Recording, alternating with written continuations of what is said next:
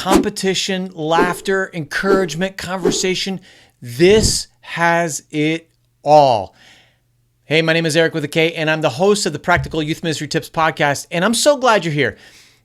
This event, I'm telling you, is a total game changer, and it's old school. Old school.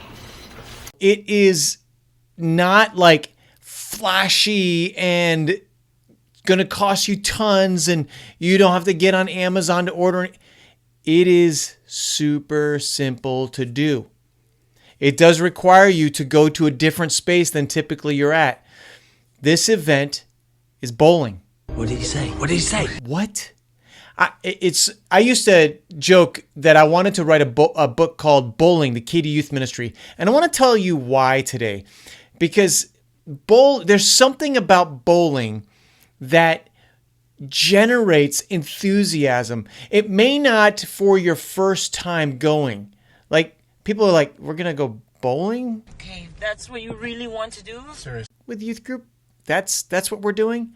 There may be some of that, but I want to explain to you why I think bowling is such a great event and could be a game changer for your ministry. So first of all, you're in a small space. It's like a little confined little section for you. And it's almost like it would be great to split them up by small groups, right? If you have a large enough group, if you have a smaller group, maybe you all fit on one lane, maybe you fit in 2 lanes, whatever. By the way, if you want to check out the video I did on the best way to choose how to split up your small group. Check out the video. I'll put the description in the link below. That's I think it'll be really helpful to you. But you've got this small space, right? And so you kind of like own that small space and own it for all that it is, right? Okay, number 2, this is a place to encourage each other. Right? So no matter how good or bad you are at bowling, this is a place to encourage each other. Like, right? You high five each other for getting a spare or a strike or cheering. Maybe you come up with a group cheer. Like if there's several lanes that you guys take up, your group comes up with a cheer anytime somebody has a spare or a strike. Or maybe there's somebody who's like, I have never broken 100, and they break 100 for the first time. You go crazy about it. Or maybe you have up the bumpers, right? And in having the bumpers up, somebody bounces back and forth between those and then gets a strike, and you encourage them. You're just there to spur them on, right? That's scriptural. That's straight from the Bible. Super awesome opportunity for you to come alongside your students and your leaders and just be encouraging. Number 3, this is a chance for some healthy competition. Right? So if you have several lanes lined up, have a competition and challenge maybe there's a prize for the group that gets the highest combined score. I love doing that kind of thing where you go, okay, the group that has the highest combined score wins a pizza prize next Friday at my house. So here's what that does. They don't realize that you're in a sneaky way, if you will. Sneaky? Yeah. Offering them an opportunity to connect beyond this event, right? So you get to connect with them. They get to have this bonus prize. They get to come to your place or set it up somewhere else where it's, again, not your regular youth group setting, and you have the opportunity to connect beyond that event, which I think is super cool, especially if your students are inviting their friends to come to it. So this is a great place to encourage, just have fun and enjoy that time together. All right, number 4, laughing. Like bowling, there's just something about bowling when not everybody is like really great. It's an opportunity to laugh together and not laugh at each other, but laugh together, laugh with one another, right? Inevitably, somebody's going to get this happens almost all the time to me. I had a bowling ball when I was in high school. Here's the deal. Side story. I was on the basketball team all the way up through 8th grade, loved basketball, but in 8th grade, I fell in love with skiing. I'm in love, and I don't care who knows it. And so I joined the ski club, and in skiing, in the basketball season in high school, You couldn't play basketball and be on the ski club. I loved skiing so much that I was like, sorry, I'm not doing basketball. The only sport I could do and get a letter in was bowling. So I joined the bowling team. 142 average, not that great. Highest was a 236. Ron Pryor, remember, got a perfect, got a 300. That was pretty exciting. Celebrate your perfect score. But so what I did was I tossed out the challenge to everybody. I'm like, even when I made announcements in church, we talked about this upcoming event. I said, any student that thinks they can take me on and beat me, I will give some prize to. Bring it.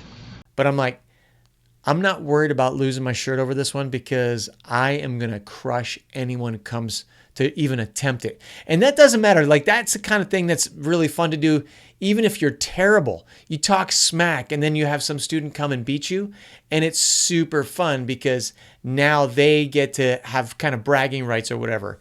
And if you win, you get to continue those bragging rights till somebody actually takes you down. So it's really fun, that healthy competition, just enjoying that with each other. So there's, back on that healthy competition, there's some of that. But then also in the laughter, because I don't have my old bowling ball anymore, and I usually, instead of using a 16-pound ball I used back then, I'll use a 12 or 11-pound ball.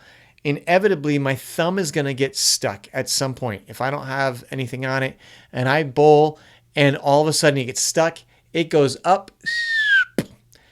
It's funny. Somebody's going to throw the ball into the other lane. Somebody's going to slide across the line. It's just, and maybe even set it up. Hey, somebody's going to mess up. It's okay. We're not laughing at you. We're laughing with you. We're just going to have fun. This is what this is all about. Now, if somebody's insecure, make sure you're not laughing at them. Just encourage them. But it is a fun opportunity to laugh together when someone does something crazy. And even if it's back and forth on the bumpers, right? And then they get a strike, it's still funny because they did such a crazy job of getting that strike down. All right, number 5, celebrating together. This is just like the encouraging one. This is a chance to just cheer and be there. And like I said, high five people. You celebrate when someone does well. You come alongside them, even if it's in a different lane. You see somebody crush it, get a turkey. That's 3 in a row, by the way, 3 strikes in a row. Go over to the other lane and go high five them, celebrate them. But this is such a great opportunity to celebrate people. If you're older like I am and you ever watch David Letterman. David Letterman's on the floor? Yeah, he just walked by. David Letterman was the king of taking people who were in the world's eyes nobodies and elevating them and celebrating them and making them somebody, making them visible and seen by people. And a 3/4 pounder. And a pounder. And a pounder? And then maybe a 5-pounder. How about a 5-pounder?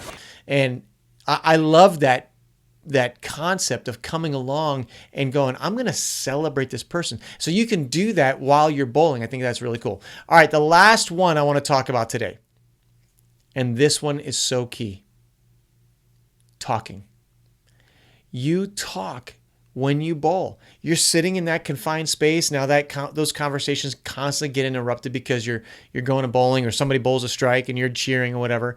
But it sets it up. It lends itself so easily to conversation. You sit there in this kind of confined space, if you will, and you're encouraging each other. You're laughing together. You're just having a good time. And conversation just naturally happens. I love how that works. It's so, so good. Yeah, I know. We're just talking. Our most recent bowling event, one of the girls in my group, she was just having a great time, and she was pretty new to our church, and we're laughing, we're having a great time, we're encouraging each other, and all of a sudden something shifted, and I was like, what happened? You were laughing, you were having a great time, and all of a sudden something's changed in you. You're kind of somber. And she'd gotten a text from her boyfriend who didn't love her going to youth group events, and he kind of had yelled at her. Well, that opened up for even more conversation as we're sitting there just talking. And truthfully, that led us to the point where she was ready to give her life to Jesus, I really believe. And she was just kind of on this verge of going, I just need something more than this relationship, and realizing what Jesus has to offer to us. And I loved where that conversation was going. And then she got a text, her ride was there, and we had to kind of abruptly cut the conversation. But talking happens when you bowl, and I love that. I really believe that this event can be a game changer for you if you go bowling. Now, some are going to balk at bowling. They're like, why are we going bowling? That sounds so boring. Just encourage them. Use the hype of challenging. Maybe you make a funny promo video of you trying to bowl or whatever.